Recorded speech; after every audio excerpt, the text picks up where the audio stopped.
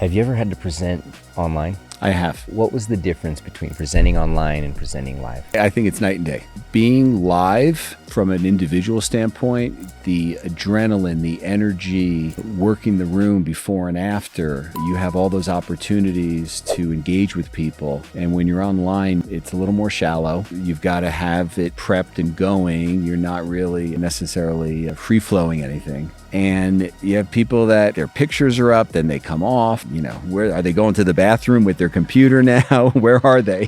So I find online, it's just not as engaging. Yeah, online is much more of a challenge in my opinion. I was live all the way till 2017, and then I started going online in 2020 when COVID changed everything. That was a real big focus because we didn't even have event spaces to do events. So everybody moved online for a period of time. So we really had to get to know it. So we've had some really ugly things that have happened that way and some great success with some online events too. So the energy is something you do have to learn to harness from the crowd when you're doing it. Because now when I do webinars, man, I get so excited. It's the same energy before I get speaking. I get so excited for it. And it's because I've put myself in a process. Like my process is to visualize my key audience members, just have a conversation with them. So when I'm talking, I'm no longer talking to a computer or to a screen or watching myself on the screen. I'm having a conversation with one of my key customers on the other side. And that shift was a huge thing because on stage, you don't have to fake it. It's like, there's my key customer. I know that person. You mentioned earlier, like some people are like not listening and they're on their phone and all that stuff. Well, the key customer who's super dialed in is right there in front of you.